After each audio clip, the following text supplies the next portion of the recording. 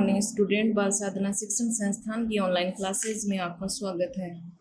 देखिए, कल अपन ने चैप्टर कंप्लीट कर लिया था कोऑर्डिनेशन कंपाउंड, उपसह संयोजक यौगिक।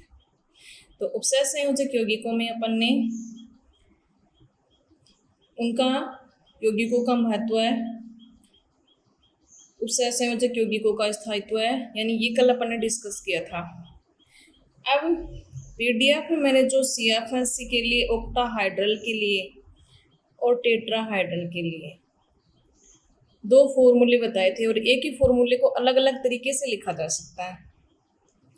एक तो अपन ने डिस्कस किया था 1 डेल्टा O किसके बराबर होता है 10 DQ के, या 1 डेल्टा T किसके बराबर होता है 10 DQ के बराबर होता है। चाहे DQ के फॉर्म में लिखो चाहे डेल्टा O के फॉर्म में लिखो, दोनों ही तरीके सही है। कंपटीशन एग्जाम में तो इकाई देखनी है अपन को तो, और उसी के अकॉर्डिंग वही अप्लाई करना है।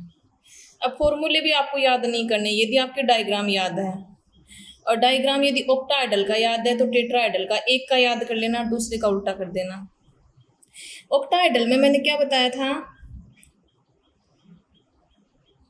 ऑक्टाहाइड्रल में ये D के 5 कक्षक जो ही लिगेंड इनके संपर्क में आएगा तो क्या होगा, D के जो 5 कक्षक हैं ये लिगेंड की उपस्थिति में इनकी एनर्जी क्या हो जाती है, हाई हो जाती है। यानी ये पांचों D कक्षक, ये अपन यदि एनर्जी ले लें इधर कि इधर एनर्जी का बढ़ता हुआ ऑर्डर है, लिगेंड की उपस्थिति में क्या होगा, ये पांचों D कक्षक जो है इनकी एनर्जी हाई हो जाएगी।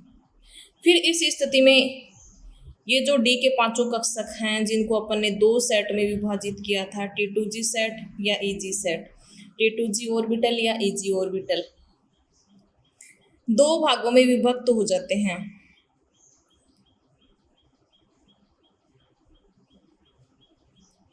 अब ऑक्टाहाइड्रल जब कॉम्प्लेक्स होता है तो उस स्थिति में T2G नीचे और EG ऊपर, ये तो है ऑक्टाहाइड्रल के लिए।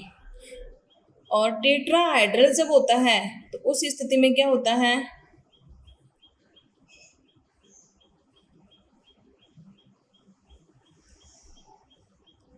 उल्टा होता है, EG नीचे और T2G ऊपर। अब ये G नहीं लगता, G रेड के लिए लगता है, लेकिन आपकी बुक में लगाया, अधिकांश बुकों में लगाया हुआ, तो लगाते हो तो ठीक है, नहीं लगाते हो तो कोई बात नहीं, बस सही नहीं होता। ये E और T2 ही होता है टेट्राहाइड्रल के लिए, केवल ऑक्टाहाइड्रल के लिए लगाया जाता है T2G और EG, यहाँ केवल E और T2 लिखा जाता है।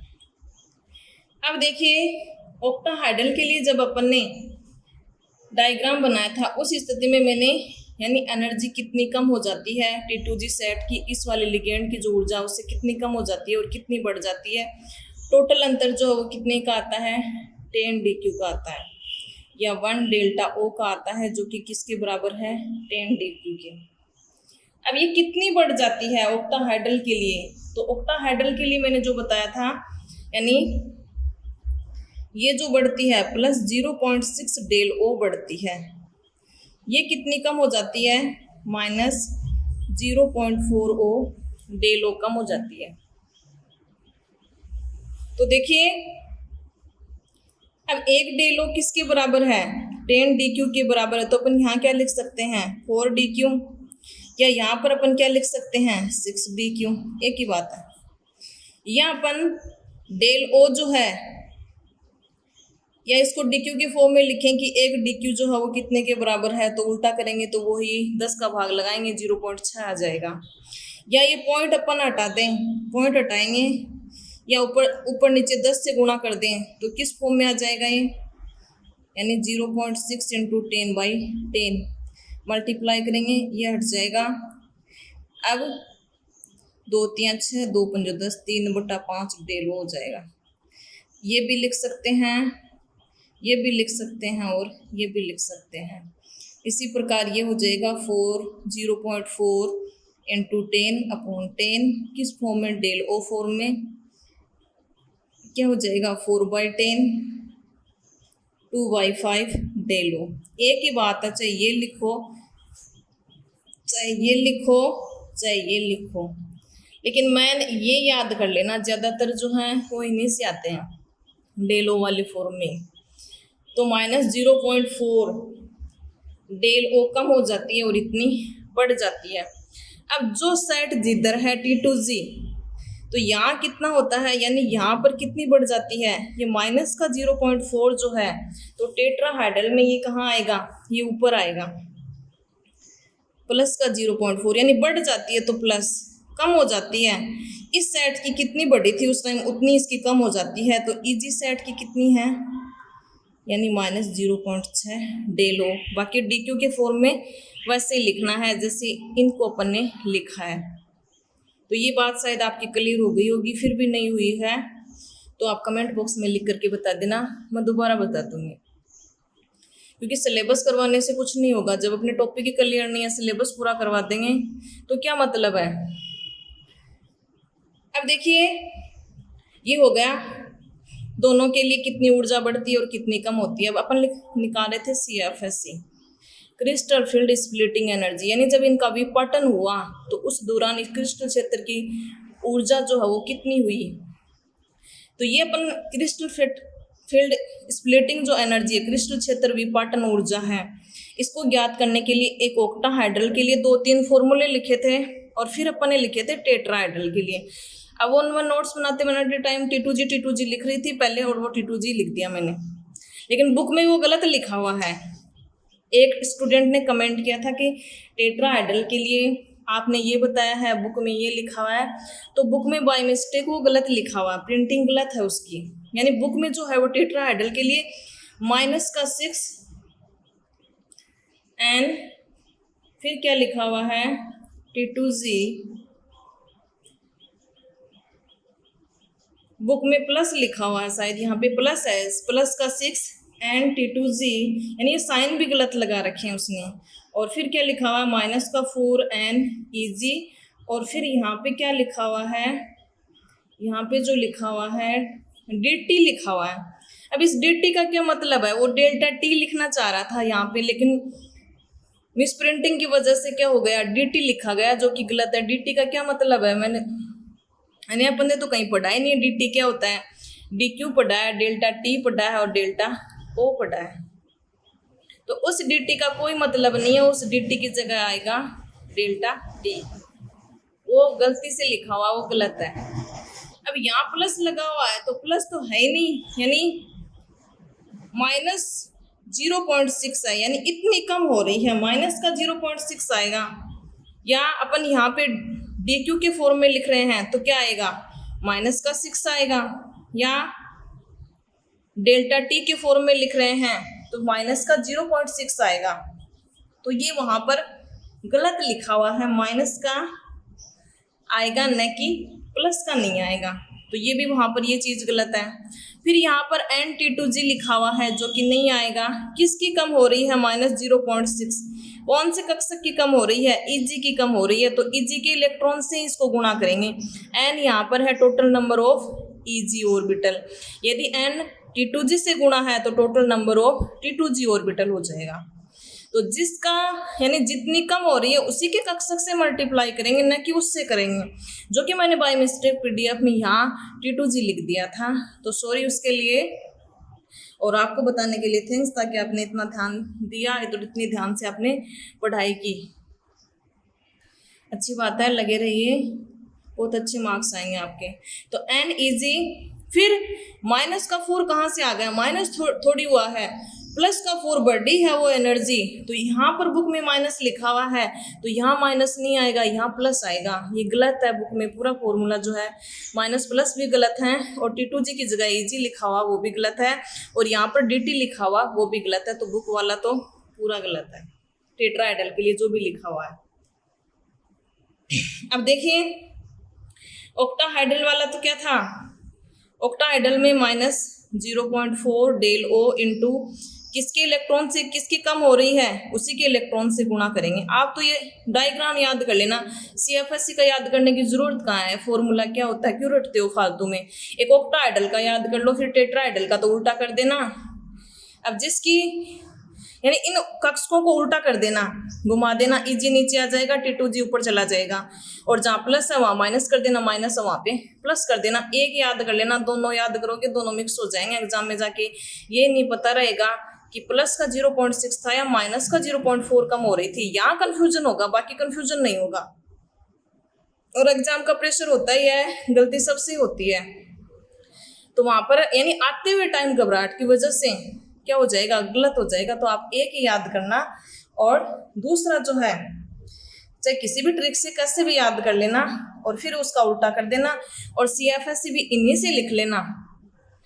यानी माइनस का 0.4 डेलो कौन से कक्षक किसकी कम हो रही है, NT2G की कम हो रही है, फिर प्लस यानी दोनों की जोड़ेंगे, दोनों कक्षकों की। उस स्थिति में यानी इसके भी आगे क्या है, प्लस है, तो यहाँ ब्रैकेट लगाने की जरूरत नहीं है। 0.6 डेल ओ इंटू कौन से कक्षक की, NEG। अब ये डेल्टा वो दोनों में कॉमन आ जाएगा, तो दोनों का बाहर लिख करके ब्रैकेट लगा के बाहर लिख दो, चाहे DQ से मल्टीप्लाई कर दो तो वैसे लिख दो, एक ही बात है। 2-3 तरीके से मैंने नोट्सों में लिखा है, तो हो सकता है लिखते लिखते बनाते बनाते टाइम की कई बार होता है अपन लिखना वो चाहते हैं, लेकिन एक ही टर्म बार बार लिखते हैं तो हमेशा वही लिखा जाता है बाद में। तो ध्यान ये रखना है कि टेट्राहाइड्रल के लिए कैसे लिखेंगे CFSE। टेट्राहाइड्रल के लिए कितनी कम हुई है, माइनस की 0.6 डेल्टा T टेट्राहाइड्रल के लिए, कौन से कक्षक की, इंटू N उसके इलेक्ट्रॉन इंटू EG कक्षक की कम हुई है, प्लस 0.4 बढ़ी है। जोड़ेंगे हमेशा, बाद में यदि माइनस है तो ब्रैकेट लगाते हैं, नहीं तो नहीं लगाते। किसकी, टेट्राहाइड्रल की, कौन से कक्षक की बढ़ी है, NT2G की। अब ये हो गया इसका फॉर्मूला। बुक में कुछ भी लिखा हुआ वो गलत लिखा हुआ, बाई मिस्टेक गलत वो लिखा हुआ, प्रिंटिंग गलत हुई है उसकी, वो कैसे हो सकता है, फॉर्मूला हो ही नहीं सकता। डायग्राम से अपन वो कैसे लिख सकते हैं, जब CFSE का ये है तो वो कैसे होगा कि यहाँ उसने माइनस की जगह क्या लगा रखा है, यहाँ प्लस लगा रखा है, और यहाँ क्या कर रखा है, यहाँ माइनस कर रखा है। तो एक तरह के तरीके से उसको, यानी यहाँ जब माइनस लगा दिया, यहाँ प्लस लगा दिया तो ये चीज़ हो गई, और यहाँ माइनस लगा दिया तो ये चीज़ हो गई, क्योंकि ये भी EG से मल्टीप्लाई EG से पर ऑक्टाहाइड्रल और टेट्राहाइड्रल में अंतर क्या हुआ, जबकि इनके तो डायग्राम ही अपोजिट है एक दूसरे के।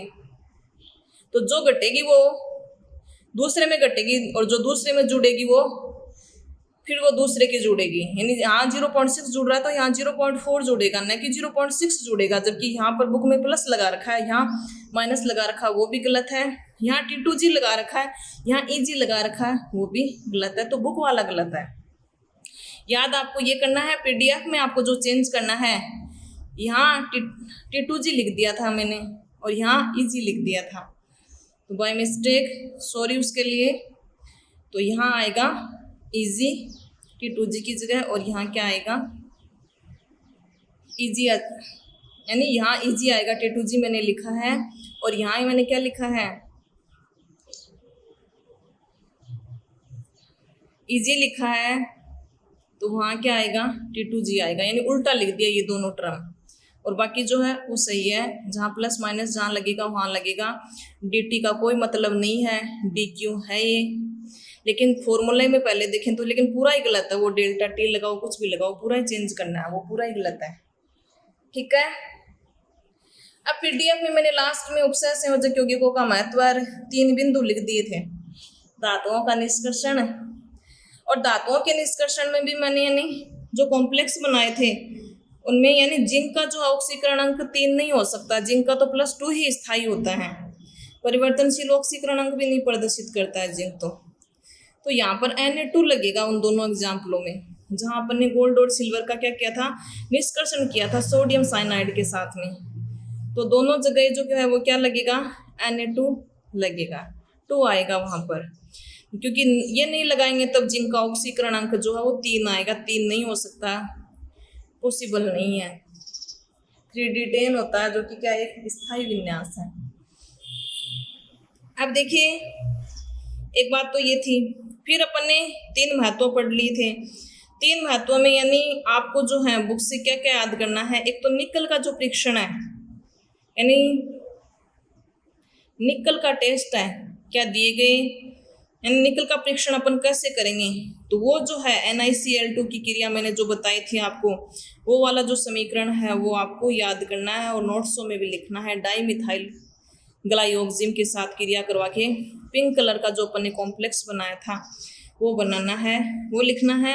एक धातुओं के निष्कर्षण की वो कोई एक अभिक्रिया याद कर लेना, यानी Ag की याद कर लेना, चाहे गोल्ड की याद कर लेना। धातुओं के निष्कर्षण में किस प्रकार से यानी उपसय संयोजक यौगिकों का उपयोग है वो किया जाता है।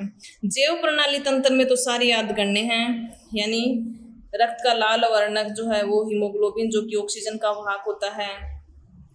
एक्सिस प्लेटिनम जो है कैंसर के उपचार में काम आता है। विटामिन B12 साइनोकोबालामिन जो कि कोबाल्ट का संकुल है। एनीमिया यानी शरीर में इसकी कमी से क्या हो जाता है, एनीमिया हो जाता है। तो देखिए कई जो हैं यानी जैव प्रणाली तंत्र में जो दिए हुए हैं 4-5 जो एग्जाम्पल दिए हुए हैं वो आपको कॉपी में लिखने हैं। बाकी जो है गुणात्मक विश्लेषण का तो वो तो रटने वाला सा है, उसमें तो प्रथम समूह प्रैक्टिकल का ज्यादा है, तो प्रैक्टिकल का क्वेश्चन वहां आ जाएगा तो यहाँ नहीं आएगा। और वहाँ प्रैक्टिकल का वर्क करोगे तो रिकॉर्ड में तो समझ में आ जाएगा, थोड़ा बहुत याद कर लोगे प्रथम समूह में कौन से आते हैं, जीरो में कौन से आते हैं, कैसे उनका यानी प्रैक्टिकल वर्क है। इसमें इसका टेस्ट करेंगे, ये घुलनशील होगा या संकुल बनेगा, इस कलर का संकुल आएगा। तो आपको निकल का टेस्ट, धातुओं के निष्कर्षण की कोई एक अभिक्रिया और जैव प्रणाली तंत्र के जो 4-5 एग्जाम्पल बताए थे वो आपको करने हैं। फिर एक स्टूडेंट ने मेरे से क्वेश्चन पूछा था कि मल्टीपल चॉइस में EDTA -4 जो है उसकी समन्वय संख्या पूछी है। अब EDTA क्या होता है, एथिलीन डाइअमीन टेट्रा एसिटिक एसिड। जब मैंने आपको लिगेंडों के प्रकार पढ़ाए थे, monodentate ligand, डाइडेंटेट ligand, tridentate ligand, तो मैंने हेक्साडेंटेट जो लिगेंड है, हेक्साडेंटेट लिगेंड जो है उसका मैंने आपको एग्जाम्पल बताया था EDTA -4, और पेंटाडेंटेट लिगेंड का मैंने एग्जाम्पल बताया था EDTA -3 बताया था। -4 मतलब चार्ज कितना है, 4 ऑक्सीजन जो है उन पे क्या है, माइनस है। तो देखिए एथिलीन डाइअमीन टेट्रा एसिटिक एसिड जो है उसकी समन्वय संख्या, कोऑर्डिनेशन नंबर। अब ये कंफ्यूज नहीं होना आपको, चाहे उपसय संयोजन संख्या पूछे, उपसय संयोजन संख्या, या पूछे कोऑर्डिनेशन नंबर CN शॉर्ट में लिखा हुआ है, या फिर इंग्लिश में कोऑर्डिनेशन नंबर, या फिर लिखा हुआ है समन्वय संख्या, ये एक ही बात है। तो समन्वय संख्या यानी वो केंद्रीय धातु आयन के साथ कितने बंध बनाएगा, वो जो बंध बनाएगा वो क्या है, उसकी समन्वय संख्या या उपसय संयोजन संख्या या कोऑर्डिनेशन नंबर है। इसका जो होता है वो 6 होता है, क्योंकि ये हेक्साडेंटेट लिगेंड है जिसमें नाइट्रोजन और ऑक्सीजन क्या है, दाता परमाणु हैं। 2 तो है नाइट्रोजन, ये दाता परमाणु है, और 4 जो है वो क्या है, ऑक्सीजन है। यानी यहाँ पर CH2 C double bond O एक ऑक्सीजन ये हो गया, एक ऑक्सीजन ये हो गया, और ऐसा ही इधर जुड़ा हुआ है CH2 C double bond O CH2 C double bond O 1 2 3 और 4, तो 4 तो ऑक्सीजन हो गए और 2 क्या हो गए, नाइट्रोजन हो गए। यानी टोटल कितने हो गए, 6 हो गए, 6 दाता परमाणु। 6 दाता परमाणु होने के कारण ये किस प्रकार का लिगेंड है, हेक्साडेंटेट लिगेंड है। समन्वय संख्या राइट आंसर होगा 6 होगा। फिर उसके नीचे एक जो क्वेश्चन दिया हुआ उसमें 2 नहीं लगा हुआ है, यानी 1-2 क्वेश्चनों में गड़बड़ है। जैसे दिया हुआ है PT वो क्वेश्चन 4 वाला, इसी के नीचे ये दिया हुआ है कि ज्यामितीय समावयवियों की संख्या, तो इसके ज्यामितीय समावयव कैसे बनाओगे, तो यानी यहाँ पर 2 लगाना है उस वाले क्वेश्चन में, तो फिर क्वेश्चन कंप्लीट हो जाएगा। बाकी के क्वेश्चन आप सोल्व कर लीजिए, फिर भी आपके कोई प्रॉब्लम है तो आप क्वेश्चन का नंबर या थोड़ी सी लैंग्वेज लिख देना, फिर बता देना ये क्वेश्चन हमें बताना है, फिर आपके वो सोल्व कर दिया जाएगा। तो देखिए ये थी आपकी प्रॉब्लम, डाउट फिर भी क्लियर ना हो तो दोबारा से जहाँ भी प्रॉब्लम हो बेझिझक आपको बताना है कि मेरी ये डाउट है, क्योंकि ये डाउट अब आप नहीं पूछोगे तो ये हमेशा के लिए डाउट ही रह जाएगा फिर। अब देखिए इनऑर्गेनिक केमिस्ट्री के जो अपने चैप्टर थे, इनऑर्गेनिक केमिस्ट्री का अपन ने पी ब्लॉक कंप्लीट कर लिया है, जिसमें से बड़ा क्वेश्चन आता है 4 नंबर का, यानी 5-6 नंबर के क्वेश्चन आते हैं पी ब्लॉक से, 6 नंबर के, 4 नंबर का तो बड़ा आएगा, 2 नंबर के छोटे आएंगे। और अब सिलेबस चेंज कर देंगे, यानी सीबीएसई का जो है वो सिलेबस कम किया गया है, उसमें बीच वाले जो चैप्टर हैं वो हटाए गए हैं। तो हो सकता है अब इसका भी सिलेबस कम कर दिया जाए, क्योंकि स्कूल खुलने का तो पता नहीं है, तो ऑनलाइन कोर्सेज जो है वो इतना नहीं हो पाता, बच्चे उसको नहीं, यानी कई जो हैं कईयों की प्रॉब्लम है, किसी के नेटवर्क की प्रॉब्लम है, किसी के पास मोबाइल नहीं है, तो हर किसी के हर कोई प्रॉब्लम है। और कई टॉपिक जो ऐसे हैं जो अपन, यानी ये टॉपिक अपन क्लास में क्लियर करते तो उसी टाइम वो क्या हो जाता है, तुरंत प्रॉब्लम सोल्व हो जाती, तो उसमें टाइम भी कम लगता है। तो देखिए पी ब्लॉक अपन ने कंप्लीट कर लिया, फिर उसके बाद में डी और है ब्लॉक एलिमेंट, उसमें से 3 नंबर के क्वेश्चन पूछे जाते हैं, 3 या फिर 4 भी पूछ लिए जाते हैं, जो दिया हुआ नंबर हो, कोई एक रेशियो आए, वैसे नहीं है कि इसमें से 2 नंबर के हैं तो 2 नंबर के, 1.5 नंबर के, 1.5 नंबर का भी आ जाए। फिर अपन ने पढ़ लिया 9 वाला चैप्टर कोऑर्डिनेशन कंपाउंड, 3 चैप्टर अपन ने कर लिए, इसमें से भी 3-4 नंबर का क्वेश्चन आता है, 2 नंबर का तो नाम हो जाएगा, एक समावयवता में से या सीएफटी या बीबीटी में से डाल देते हैं तो वो क्वेश्चन कंप्लीट हो जाता है, नाम तो जरूर आएगा इसमें। ये 3 चैप्टर जो हैं इनऑर्गेनिक के अपन ने कर लिए। एक इनऑर्गेनिक का 6 वाला जो चैप्टर है ना, कि अयस्कों का जो पृथक्करण निष्कर्षण के सिद्धांत और जो हैं, तो में भी हो सकता है कि ये चैप्टर हट जाए। क्यों हट जाए? क्योंकि इसमें अयस्क हैं, खनिज हैं, जागपलवन विधि है, निस्तापन, वर्जन, परगलन, धातुओं का निष्कर्षण और उनके सिद्धांत जो हैं वो दिए गए हैं। तो ये थोड़ा आपका सर 10th क्लास में भी पढ़ा हुआ है कि जागपलवन विधि क्या होती है, परगलन क्या होता है, वर्जन, निस्तापन, ये जो हैं, तो यानी सिलेबस से वो वाली चीज़ें हटाई जा रही हैं जो आपकी ऑलरेडी पढ़ी हुई हैं, या फिर 11th क्लास में आपकी पढ़ी हुई हैं, 10th क्लास में आपकी पढ़ी हुई हैं। तो में भी हो सकता है कि ये वाला चैप्टर हटा दिया जाए। फिर भी यदि नहीं हटाया जाएगा तो फिर अपन पढ़ लेंगे। इसमें से 2 नंबर के आते हैं, थ्योरी ज़्यादा है इसमें, उतना कोई खास नहीं है, बस एस के याद करने हैं, या तो किसी एस का सूत्र पूछ लिया जाता है कि कॉपर का मुख्य एस कौन सा है, मरकरी का मुख्य एस कौन सा है, इसका सूत्र क्या है, या इसका सांद्रण किसके द्वारा, या चीड़ का तेल, जागपलवन विधि जो है, उनमें से क्वेश्चन एलिंगम आरेख है, उनमें से पूछ लिए जाते हैं। तो इनऑर्गेनिक का एक चैप्टर रह गया है 6 वाला, तो में भी हो सकता है कि ये हटा दिया जाए, वो तो सिलेबस आने के बाद ही पता चलेगा, लेकिन लग रहा है ऐसे ही है। अब इसमें बच गई फिजिकल केमिस्ट्री। फिजिकल केमिस्ट्री के जो चैप्टर हैं वो हैं 1 से 5। तो सबसे पहले अपन आज जो चैप्टर डिस्कस करेंगे वो है सॉलिड स्टेट। सॉलिड स्टेट जिसमें से आते हैं 3-4 नंबर के क्वेश्चन आते हैं। सॉलिड स्टेट, ठोस अवस्था।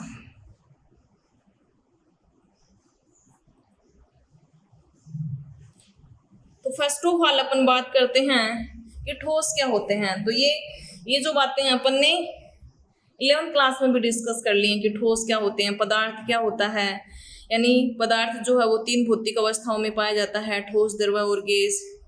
जल इसका एक ऐसा एग्जाम्पल है जो तीनों भौतिक अवस्थाओं में पाया जाता है, और तीनों अवस्थाएं एक दूसरे में क्या हो सकती हैं, इक्विलिब्रियम में पाई जाती हैं। यानी 0 डिग्री सेंटीग्रेड या उससे नीचे जो है वो आइस फॉर्म में, रूम टेम्परेचर उस पर क्या होता है ये, या उससे अधिक जो टेम्परेचर है लिक्विड फॉर्म में, और ज़्यादा टेम्परेचर बढ़ाएंगे तो किस फॉर्म में होगा, वेपर फॉर्म में या गैसीय फॉर्म में, जो कि अपन ने पहले भी डिस्कस किया था।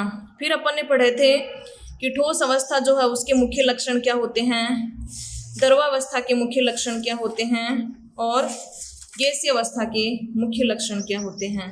तो चैप्टर ही अपना है सॉलिड स्टेट। तो यहाँ अपन पढ़ेंगे ठोस अवस्था के मुख्य लक्षण। तो ये आपने पहले भी पढ़ लिया है कि ठोस अवस्था के मुख्य लक्षण। तो देखिए अपन देखते हैं ठोस अवस्था के सामान्य लक्षण क्या होते हैं। ठोस अवस्था के सामान्य लक्षण। चैप्टर अच्छा है, रटने वाला बिल्कुल भी नहीं है। ठोस अवस्था के सामान्य लक्षण कौन कौन से होते हैं, यानी ठोस के कण जो होते हैं वो क्या होते हैं, पास पास में होते हैं, पास पास में होते हैं। तो इस स्थिति में इनके मध्य अंतराण्विक दूरी क्या होती है, अंतराण्विक दूरी कम होती है। और अंतराण्विक दूरी कम होने के कारण अंतराण्विक बल जो है वो क्या होता है, अधिक होता है। दूरी कम होती है, इस कारण अंतराण्विक बल अधिक होता है। एक ठोसों का आकार और आकृति की यदि अपन बात करें, आकार और आकृति की, तो वो क्या होते हैं, निश्चित होते हैं, यानी निश्चित ज्यामिति होती है। ऐसे नहीं कि किसी पात्र में डाला और उसी का आकार ये ग्रहण कर लें। आकार, आयतन, द्रव्यमान, ये सारे के सारे क्या होते हैं, निश्चित होते हैं। एक इनकी प्रॉपर्टी जो होती है, यानी कठोर होते हैं। गलनांक और क्वथनांक के मान इनके उच्च होते हैं। एक ये असंपीड्य होते हैं। असंपीड्य मतलब यदि इनको अपन दबाएंगे, जैसे कोई सॉलिड है, जैसे ये ढक्कन है, सॉलिड है, तो इसको अपन दबाएंगे तो क्या ये दब सकता है, क्या कंप्रेस हो सकता है क्या। तो इस कारण यानी ठोसों में अंतराण्विक दूरी कम होती है, कण पास पास में होते हैं, जिसके कारण इनको यदि अपन दबाते हैं तो यानी इनकी आकृति जैसी की जैसी है वैसी की वैसी रहती है, उसमें कोई चेंजेस नहीं आते। तो ये क्या होते हैं, असंपीड्य होते हैं। एक जो है इनमें अवयवी कण, एक ही वर्ड बार बार में आएगा इस चैप्टर में, अवयवी कण। अवयवी कण होते हैं अणु अणु, परमाणु या आयन। जहां भी मैं अवयवी कण बोलूं तो इसका मतलब ये है, अवयवी कण मतलब जिन भी कणों से वो मिलकर के बना होता है, चाहे वो अणु है, चाहे वो परमाणु है, चाहे वो आयन है। तो उस स्थिति में इनके मध्य दूरियां क्या होती हैं, कम होती हैं। अवयवी कण जो होते हैं उनकी व्यवस्था जो होती है, स्थित निश्चित होते हैं। घनत्व की यदि बात करें तो घनत्व है डेंसिटी। डेंसिटी क्या होती है, उच्च होती है यदि कंपैरिजन करें द्रव और गैस के साथ में। D = m/v, जो कि अपन ने 4-5 प्रॉपर्टी जो है पहले भी डिस्कस की थी। अब आपको यानी आज वाले जो कमेंट बॉक्स में, एक तो 9 वाले चैप्टर में कोई भी प्रॉब्लम है, आज आपको प्रॉब्लम सॉल्व करनी है। आज वाले वीडियो के साथ मैं PDF नहीं लगाऊंगी, क्योंकि कल जो है उसी के साथ में लगा दूंगी। और आपको जो है निकल का जो फ्रिक्शन है वो आपको नोट्स में लिखना है। एक धातुओं का निष्कर्षण जो है, एक जैव प्रणाली तंत्र के जो 5 एग्जाम्पल हैं वो लिखने हैं। और पीछे के जो क्वेश्चन जो कि नोट्सों में नहीं आए हैं वो भी चैप्टरों के साथ साथ में कर लेना। नहीं प्रॉब्लम ये आएगी कि एग्जाम टाइम इतना नहीं पढ़ा जाता, कॉपी जो है उसके जो नोट्स हैं यानी वो ही क्लियर हो पाते हैं। तो ऐसे भ्रम में मत रह जाना कि बहुत सारी बुक लेके आ जाएंगे, बहुत सारे नोट्स इकट्ठे कर लेंगे तो बहुत सारे नंबर आएंगे। रिवीजन ज़रूरी है। एक बुक का 10 बार रिवीजन कर लो या 10 बुकों को एक बार पढ़ लो। एग्ज़ाम के पहले दिन ये होगा कि अब कौन से पढ़ूं, नहीं एक ही बुक को या एक ही नोट्स को, एक बुक होनी चाहिए और एक ही नोट्स होने चाहिए। तो क्या होगा, यदि वही 10 बार पढ़ा हुआ है तो आपकी क्लियर होगा कि कौन से पेज पे कौन सी चीज़ है, और आपकी क्या आएगी यानी क्लियरिटी आएगी दिमाग में ऐसे कि हाँ ये चीज़ तो मुझे आती है, ये चीज़ तो मुझे आती है। लेकिन 10 बुक ले आओगे अलग अलग राइटर की, कोई गाइड ले आया, कोई कुछ ले आया, और मन में भी डरेगा उसके पास वो गाइड है मेरे पास वो बुक नहीं है इसलिए उसके अच्छे नंबर। दिमाग में कुछ नहीं रखना है, फोकस यही रखना है। रिवीजन जितनी ज़्यादा बार करोगे, जितनी ज़्यादा प्रैक्टिस करोगे और लिख करके जितना याद करोगे उतने ही ज़्यादा नंबर आएंगे। एक बुक का 10 बार रिवीजन करोगे, पूरे में से पूरे ले आना। 10 बुकों को एक बार पढ़ लेना, फिर एग्जाम वाले दिन रिवीजन किसका करके जाओगे। इतना टाइम नहीं होता कि रिवीजन 10 बुकों का कर लेंगे अपन, उसमें भी देख लेंगे उसमें भी देख लेंगे। दिमाग की कैपेसिटी होती है, फिर कंफ्यूज हो जाओगे और कंफ्यूज में पेपर खराब और नंबर फिर बताइए कैसे आएंगे। तो हो सके तो ये जो है जो पढ़ाया हुआ मैटर है उसी को बार बार पढ़ लेना बहुत है, उससे बाहर कुछ नहीं आएगा। पीछे के जो क्वेश्चन हैं जो नोट्सों के अंदर नहीं आए हैं वो क्वेश्चन नंबर लगा के लिख लेना, क्योंकि फिर ऐसे होगा हमारी कॉपी में ये मैटर नहीं है। जैसे 11th क्लास में किए थे, पीछे के जो क्वेश्चन हैं फिर किसी टेस्ट में दे दिए गए आपको, फिर क्या हुआ कि हमारी कॉपी में नहीं था, कॉपी में नहीं था तो बताया हुआ तो था ही वो क्वेश्चन का आंसर, तो आप कॉपी में कर लेते, तो वो कॉपी में आप साथ में याद कर लेते।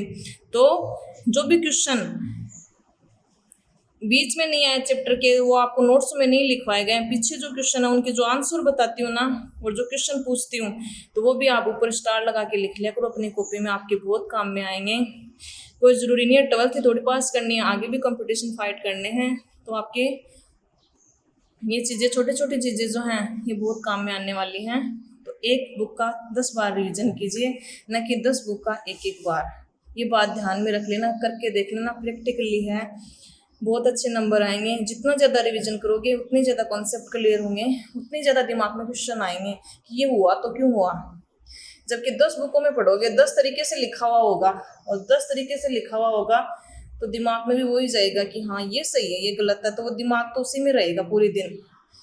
तो तरीका यही है, आप बार बार रिवीजन कीजिए, हर 6-7 दिन में, हर 6-7 दिन में उस चैप्टर का फिर से रिवीजन होना चाहिए। ऐसे नहीं है कि अब पी ब्लॉक पहले पढ़ा दिया था 1 महीने पहले, और पी ब्लॉक पढ़ाया था उस टाइम याद किया था, अब 1 दिन पहले खोल के देख लेंगे और पी ब्लॉक याद रह जाएगा, तो ऐसा पॉसिबल नहीं है।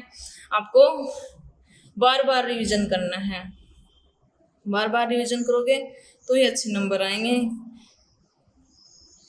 जितनी ज़्यादा प्रैक्टिस करोगे। तो आज की वीडियो में इतना ही। 9 वाले चैप्टर का ये होमवर्क कर लेना, पीडीएफ आज नहीं लगेगी।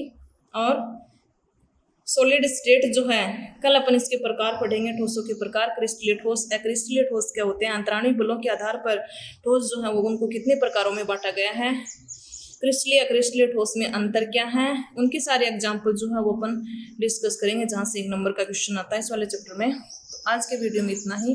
थैंक यू, और कोई प्रॉब्लम हो तो बता देना।